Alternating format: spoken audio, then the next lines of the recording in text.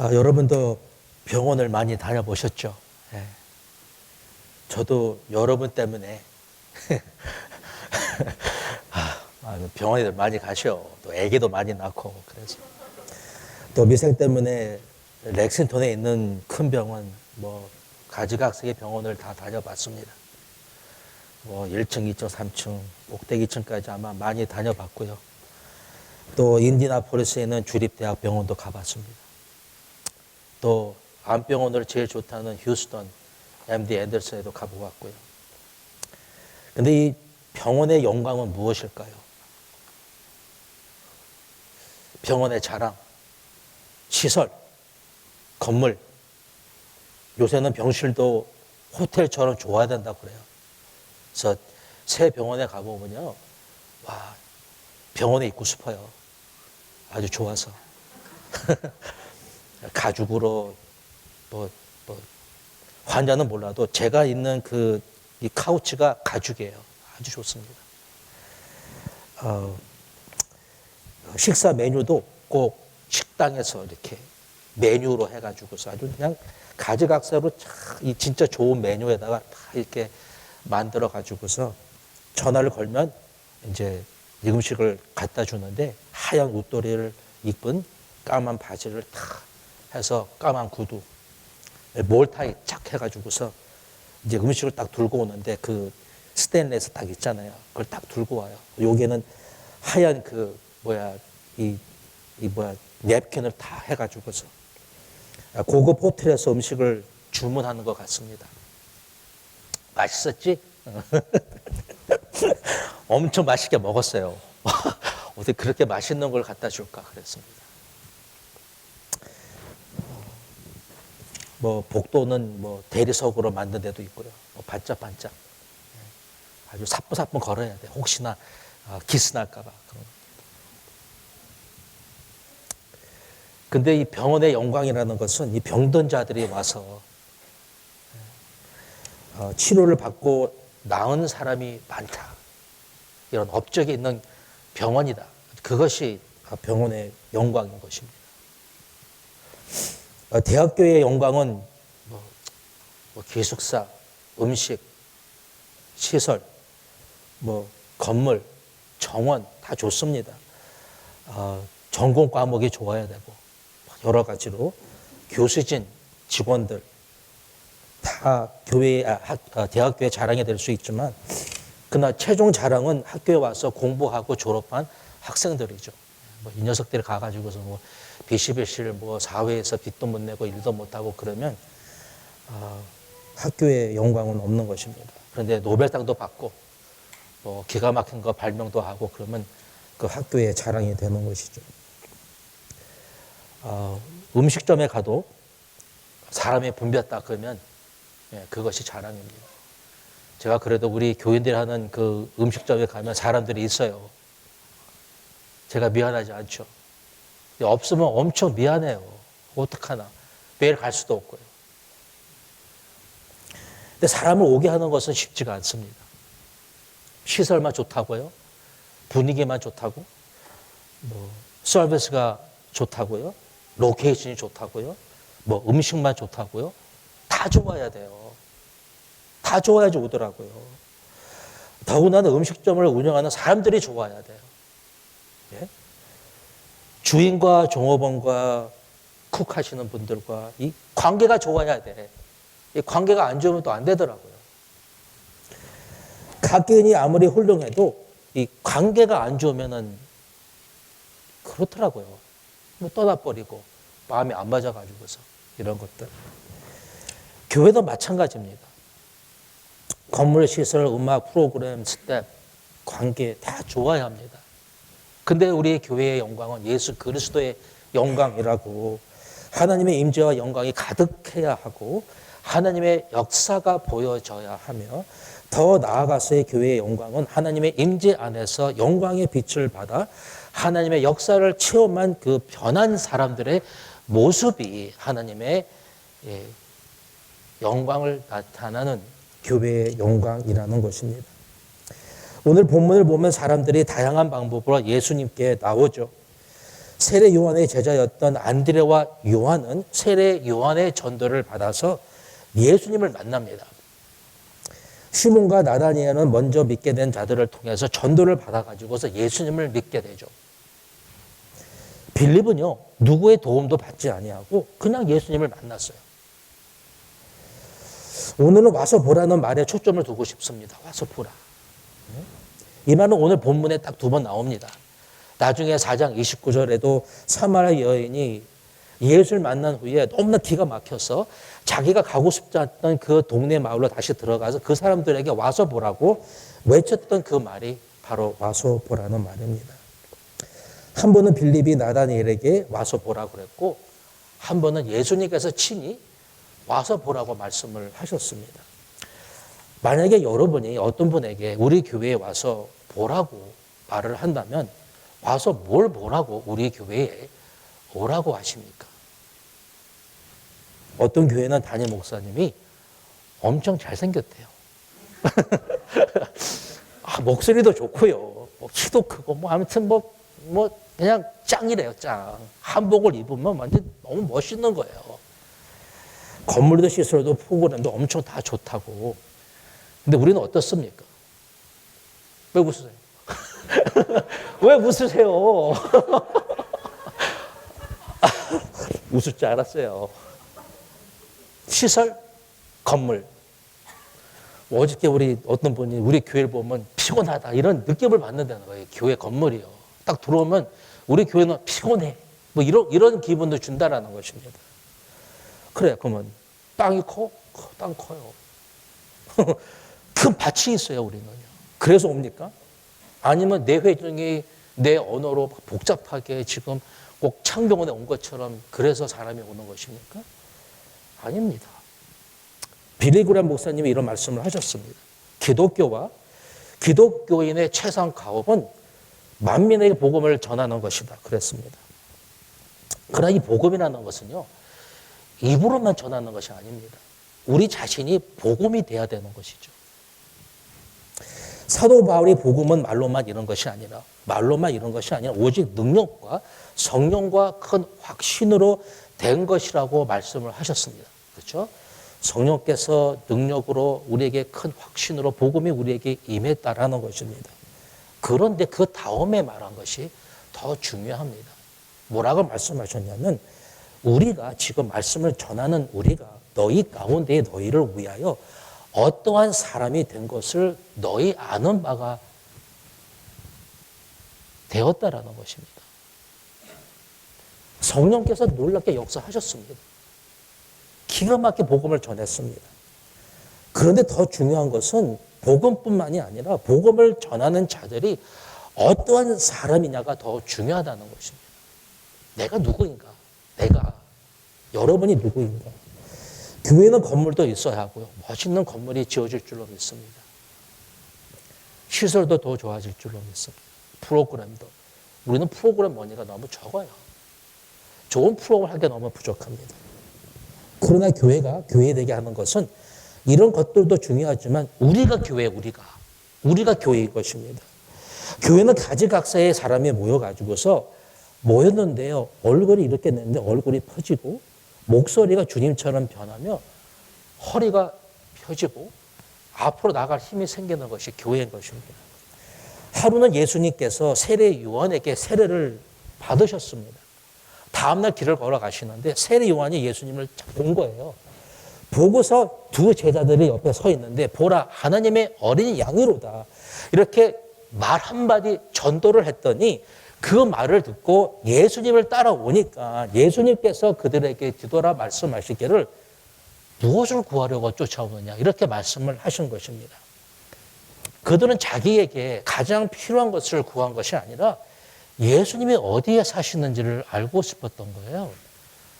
아니 무슨 예수님의 집을 알려고 그래. 어디에 살면 어때? 집이 멋있으면 고장이 좋으면 예수님을 따르고 그렇지 않으면 예수님을 따르지 않을 것인가. 남자 녀석이 여자에게 주소를 물어보고 전화번호를 달라는 것은 사귀고 싶다라는 거예요. 해보셨죠?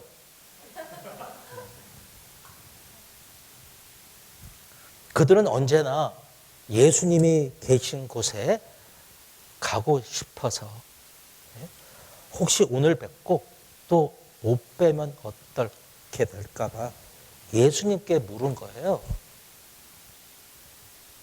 다르게 관심 있는 것이 아니라 오늘 뵙고 혹시 또 못 뵐까 봐 어디에 계신지를 알고 싶었던 것입니다. 예수님께서 와서 보라고 하셨을 때에 뭘 와서 보라고 예수님께서 말씀을 하신 것일까요? 자기가 사는 집이 어디에 있는지 말해주고 싶은데 도무지 얘기를 해줘서 왜 꼬불꼬불 뭐 산 넘어 강 넘어 이렇게 해가지고서 가는데 그걸 어떻게 설명을 해줍니까? 그래서 설명할 수 없어서 네가 한번 직접 와서 보라. 그런 뜻에서 말씀을 하신 것이 아니면 여도 굴이 있고 공중에 나는 새도 살 곳이 있는데 인자는 살 곳이 없다고 그것을 보여주고 싶으셔서 오라고 하신 것인지. 주님이 와서 보라는 것은요, 같이 시간을 보내고 싶다라고 얘기를 하는 것입니다. 같이 가면서 얘기도 하고 한번 시간 좀 같이 보내보자 이러는 것입니다. 예수님은요, 하나님의 말씀이 성육신화돼서 오신 분입니다. 하나님이 함께 하시고 만물이 그로 말미암아 지은 바 되었다고 보통 사람이 아니십니다. 여러분, 예수님은요, 보통 사람이 아니십니다. 그에게는 하나님의 독생자에게 주어진 영광이 있다고 그랬습니다. 그 영광은 눈에 보이지 않습니다. 보이면 좋겠는데 보이지가 않습니다. 그런데 찬란하게 빛나는 생명의 빛이라고 했습니다. 그 빛을 받으면 살아나고 변하고 달라지는 것입니다. 예수님에게 풍기는 이 모든 것은 생명의 빛이에요. 생명의 빛이 지금 빛나고 있는 것입니다. 말씀, 그분의 행하신 모든 것은 생명을 주는 빛이라는 것입니다. 그래서 그들은 지금까지 느껴보지 못했던 어떤 새로운 느낌을 받았을 것 같아요.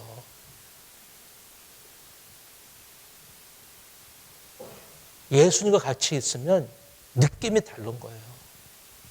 뭐가 다른 것입니다. 1장 14절을 보면 은혜와 진리가 충만하다고, 이 많은 은혜가 넘치고 사랑이 풍성하고 덕이 넘치며 진리와 지혜가 충만하다, 차고 넘쳤다라는 거예요. 우리가 다 그의 충만한 에서 만나니 은혜 위에 은혜라고, 은혜 위에 은혜라는 것은 은혜를 받았는데 더 주시고 더 주시고 또 주시고 또 주신다라는 거예요. 한 번 받고 끝나는 것이 아니라는 것입니다. 안드레와 요한은 예수님으로부터 그 따뜻함, 따스함, 포근함, 다정함, 그러면서 권세, 권위, 존귀, 또한 겸손과 온유와 사랑을 몽땅 한꺼번에 예수님을 통해서 경험을 했다라는 거예요.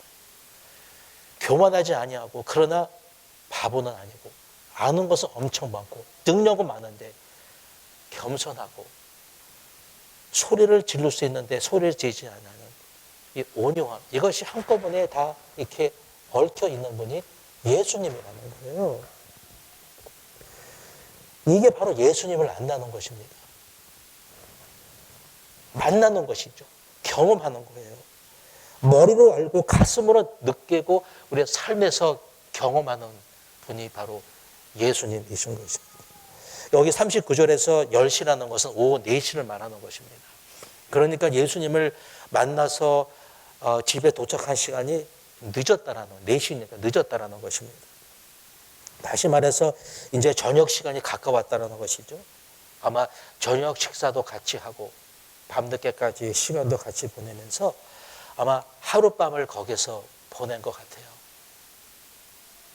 엄청난 시간을 같이 보낸 것입니다. 그래서 다음날 안드레에게 어떤 일이 일어나냐면, 감격을 받으면 감탄을 한다고 소리가 나오고 일어서고 박수를 치고 어떤 반응을 보이는 것처럼 안드레가 이 감격을 하게 되니까 가만히 있을 수가 없었던 것입니다. 고린도전서 9장 16절에 보면 사도 바울이 이런 말을 합니다. 자기에게 이 복음이라는 것은, 복음을 전하는 일은 부득불한 일이 아니라고 그렇게 얘기를 했습니다. 부득불하지 않다. 이거는 억지로 하기 쉽지 않은데 이렇게 그냥 뭐 광여해서 그렇게 하는 것이 아니라 이 내면에 어떤 힘을 느끼고 해야 하는 필요성을 느꼈다라는 거예요. 내 안에서 어떤 힘이 생긴 것입니다. 가서 복음을 전하라고 뭔가 안에서 마구 믿는 그런 힘을 내 안에서 느끼게 되었다라는 거예요. 물론 매번 이런 느낌을 느낄 수 있는 것은 아닙니다. 그러나 받은 은혜와 감동과 깨달음이 놀라워서 전하고 싶은, 가서 말을 해주고 싶은 그런 내 안에 뭔가 꿈틀거리는 그런 힘과 충동과 격동이 있어야 한다라는 것이죠.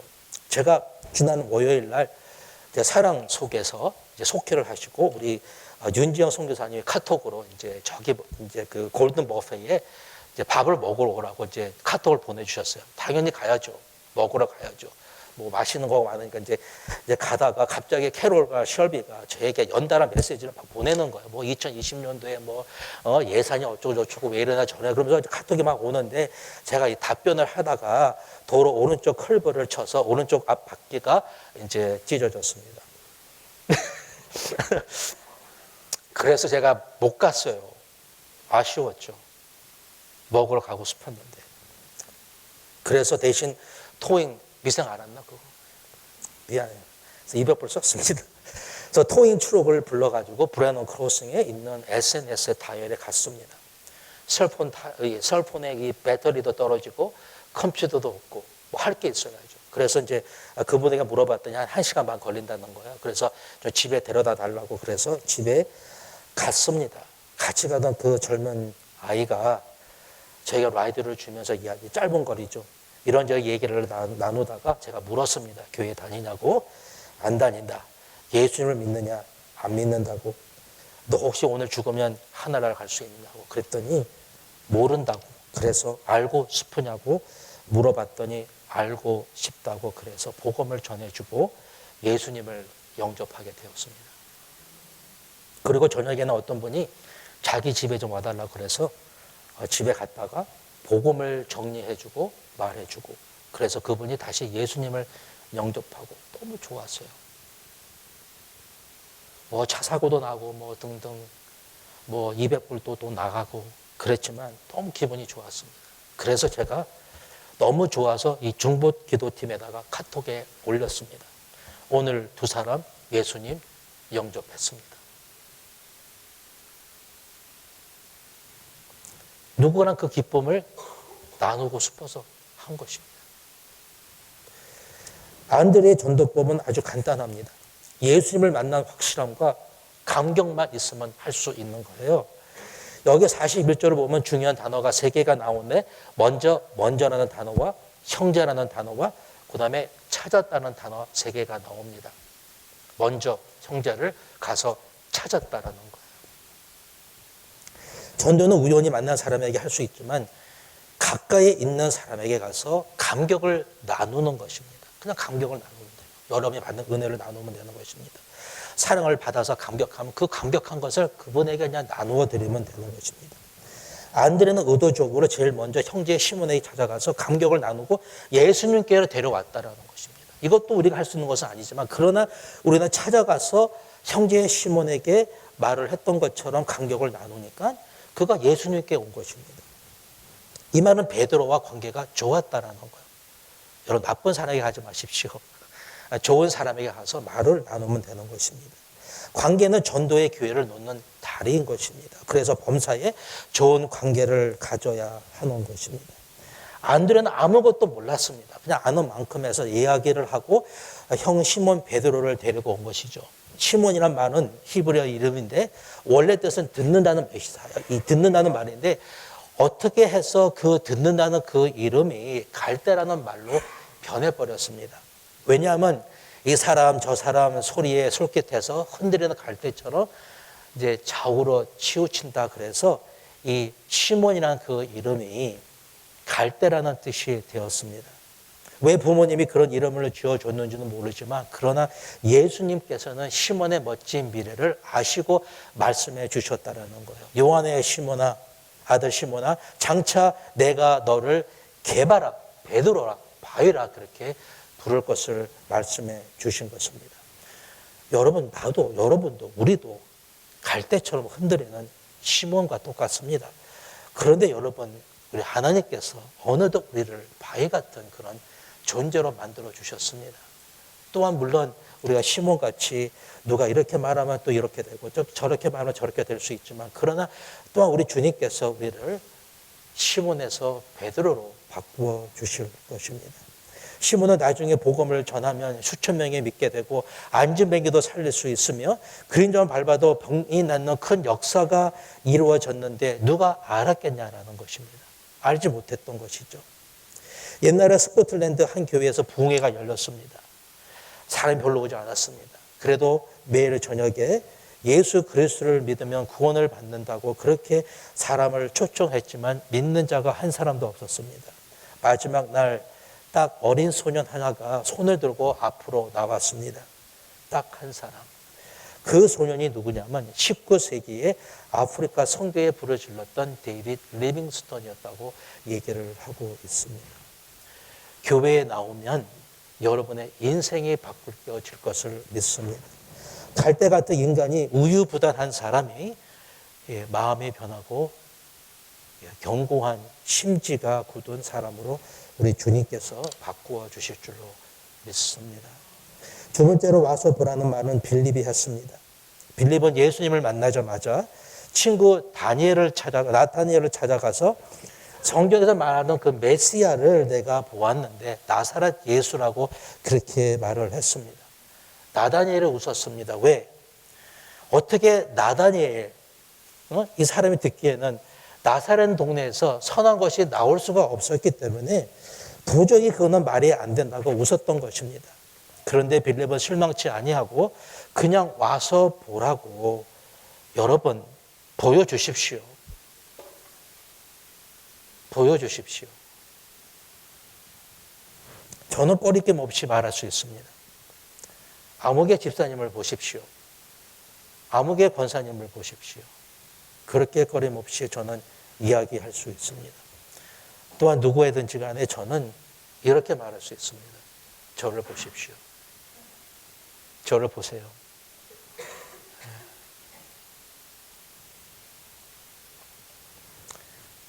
저 변했어요. 그래도. 나 변했어, 미생? 그럼 변한 거예요. 여러분도 변하셨습니다. 이 사람은 보통 사람이 아니었죠. 참 이스라엘 사람이라.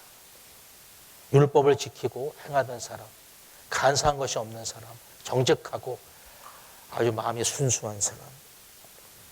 나다니엘은 예수님께서 말씀하시는 그 소리 듣고 깜짝 놀랐습니다. 어떻게 나를 아십니까? 어떻게 나를 아십니까? 그렇게 살려고 했지만 늘 부족했던 그가 자기에 대해서 상세히 알고 계신 그 예수님의 말을 듣고서 깜짝 놀라면서 물었습니다. 어떻게 아십니까, 주님? 너가 빌립을 만나기 전에 무화과 나무에서 하나님께 기도하는 것을 내가 보았노라. 그 소리는 그로 하여금 더욱더 깜짝 놀라게 했습니다. 주님이 이것을 아셨다는 것은 나다니엘이 예수님이 오기 전에 그를 보고 계셨다는 것이고, 빌립이 그를 찾아가기 전에 이미 주님께서 그를 찾고 계셨다는 것이죠. 예수님은요, 누구든지 나다니엘처럼 예수님은 하나님의 아들이요 왕이라고 고백하는 자들에게 앞으로 더 큰 일을 보게 하실 거라는 것입니다. 여기서 이 큰 일이라는 것은 단수가 아니라 복수예요. 다시 말해서 어떤 큰 그 천사를 보겠다는 그런 말이 아니라 창세기 28장에서 야곱이 꿈에 하늘에 닿는 사닥다리 위로 천사가 오르락 내리락 하는 것을 보았을 때에 바로 그것이 하나님의 성전이요 하늘의 문이라고 얘기했던 것처럼 이제 사닥다리는 없습니다. 예수 그리스도이십니다. 그 성전도 없습니다. 바로 예수 그리스도가 성전이십니다. 옛날에는 하늘이 열리고 천사들이 오르락 내리락 하는 것이 바로 성전이었습니다. 지금은 바로 예수 그리스도 위에 하늘이 열려 있고 시종도는 천사들이 오르락 내리락 하면서 큰 일들을 하고 있다라는 것입니다. 예수님을 머리로 모시고 함께 모이는 이 교회 안에는 바로 교회 위에 열린 하늘이 있다라는 것입니다. 저는 아까 여기 앉아 있는데 우리 전혜자 집사님이 이 말씀을 읽어주시는데 마지막 때에 그 말씀을 제가 받았습니다. 여러분 위에 제 위에 이 교회 위에 열린 하늘 문이 있고 천사가 지금 오르락내리락 하면서 무언가 하고 싶어서 여러분의 믿음을 기다리고 있다라는 그런 느낌을 받았습니다. 우리 안에는 큰 일이 지금 이루어지고 있습니다.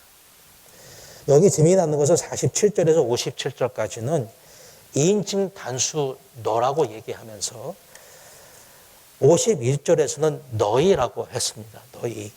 누군지 예수 그리스도를 구주로 모신 자들 위에는 열린 하늘이 있고 천사들이 오르락내리락 하고 있으며 하나님께서 큰 일을 하고 계시다라는 것입니다. 한 얘기만 하고 설교를 마치겠습니다. 옛날 한국에 이원영 교수님의 그 자랑스러운 딸, 이 마나 맞죠? 미나. 예. 그분이 계셨는데, 그분이 그 미국에 유학 오셔가지고, 로스앤젤레스의 그 지방 판사가 되시고, 변호사가 되시고, 아마 엄마, 아빠에게 큰 자랑이었습니다. 나중에 이제 목사가 되셨습니다. 이 갑상선 암으로 수술을 2번 받으시고, 나중에는 이제 드디어 암으로 돌아가셨습니다. 그분에게 이제 아들이 있었었는데, 자폐아. 그 다음에 딸은 이제 그 어떤 병으로 실명하게 되는 그런 치료 방법이 없어서 이제 눈에 볼 수 없게 되는 그런 아이였는데, 그분이 매일 성경책을 펴놓고 날마다 기도하고 찬송하고 성경을 읽었을 때에 아버지 이여령 교수님께서 이 바보야, 노래가 나오냐, 성경이 읽어지냐 라고 소리를 지르고 싶었다라는 거예요. 그때 그 딸이 그 하와이에 살고 있었었는데 아버지에게 자기가 다니는 교회에는 아버지를 아는 사람이 한 사람도 없습니다. 그래서 딱 한 번만 교회에 나와달라고 그렇게 아버지에게 간청을 해서 그 아버지가 난생 처음 한 번도 교회 나가지 않았는데 그때 처음으로 그 하와이에 있는 작은 교회, 피아노도 없고 풍금도 없는 이 키보드로 찬송을 치는 그 소리에 예수님을 만나게 되었습니다. 그가 예수님을 만나게 된 것은 누구의 특별한 논리, 설득, 그분 교수시니까 엄청 많이 아시겠죠. 그분에게 어떤 기가 막힌 책을 보여주고 토론을 해서 그분이 설득을 당한 것이 아니라 조그만 교회에 딱 한 번 나왔다가 예수님을 만났다라는 것입니다. 여러분의 그 한마디 한번 나와 보십시오. 라는 그 말 한마디로 여기서 예수님을 만나게 될 줄로 믿습니다. 2020년도에 여러분을 통해서 구원받는 역사가 꼭 일어날 것을 믿습니다. 잠깐 기도하겠습니다. 하나님, 이 시간에 우리에게 엄청난 복음을 주셨습니다. 사도 바울이 이 복음은 자기가 부끄러워하지 아니한다고, 바로 이 복음에는 하나님의 의가 나타난다고 그랬습니다. 하나님의 의가 나타나는 이 복음이 우리 안에 있고 이 복음을 통해서 변해가는 우리가 하나님, 이 복음을 통해서 또한 다른 사람들도 하나님의 의가 나타나서 구원에 이르기를 원하고 기도합니다. 하나님, 우리를 통하여 일하여 주시고 2020년도에 하나님, 간단한 말이지만 와서 보라고 말할 수 있도록 도와주시고 여기에서 이곳에서 하나님의 영광이 가득 차고 하나님의 역사가 일어나는 이 교회에서 하나님 구원의 역사가 일어날 수 있도록 하나님 축복하실 것을 믿습니다. 감사드리고 예수 그리스도의 이름으로 기도합니다. 아멘. 이곳에 생명샘 솟아나 눈물